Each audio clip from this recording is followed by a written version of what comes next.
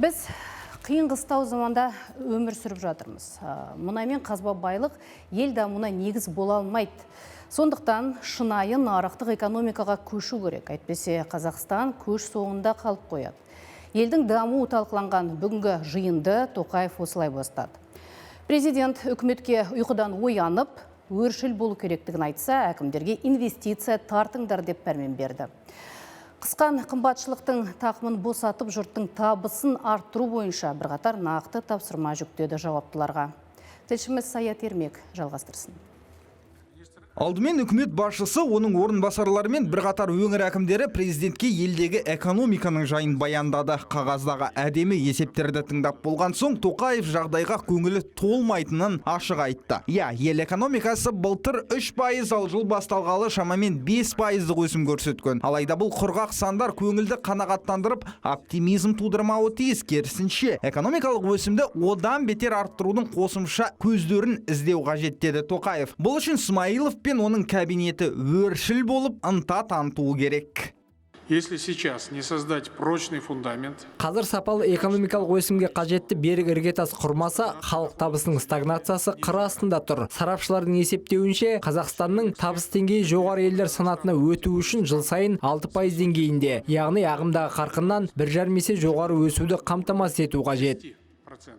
Қамтамасыз ету үшін инфляция құрғырды ауыздықтау керек. Ол өскен сайын халықтың табысы құнсызданып жатыр өйткені. Қазақстандықтар жалақысының тең жартысын азық-түлікке жұмсайды деді президент. Қош, Тоқаев мұны бұған дейін де қанша рет айтты. Ал үкіметтің әрекеттері әзір берекет бермей отыр. Қиын кезде жан бағудың амалын іздеген жұрт енді кредитке көп кіре бастаған.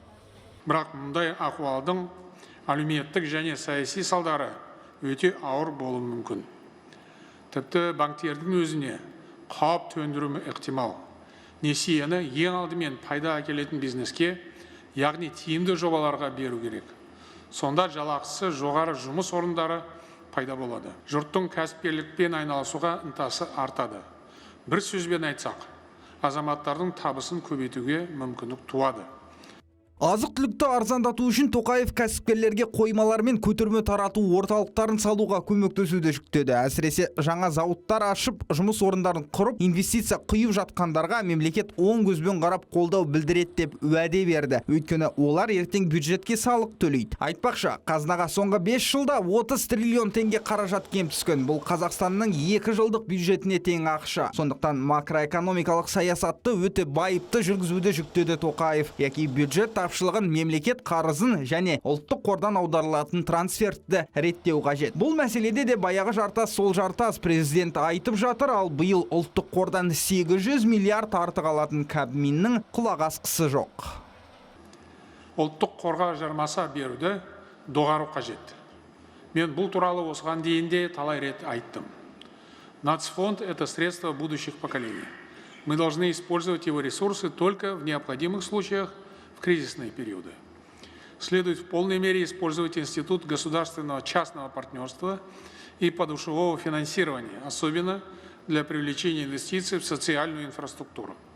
Ал аймақтағы ахуалды қымбат көлігінің терезесінен ғана көретін әкім қараларға президент мынадай пәрмен берді. Атқамінерлер өзі басқаратын қалалар мен елді мекендерді жаяу аралауы тиіс. Өйткені Қазақстандағы қалалардың сиқы нашар. Өзгесі былай тұрсын, бас қаланың өзінде де мәселе жетіп жатыр. Жергілікті биліктен кінә бары бар ғой. Тек өздерінің үйлеріне, көшелеріне қалай болса солай бей-берекет қарайтын азаматтар да жоқ емес деді Тоқаев. Ал әкімдерді айтатын болсақ, олар мойындарына жауапкершілік алғылары келмейді. Қиындықтарды уақытылы бағамдай алмайды, шешім қабылдаудан қашады деп кезектіреді шүйлікті президент. Сондықтан барлық деңгейдегі әкімдердің жұмысын жыл сайын бағалау жүйесін енгізуді жүктеді.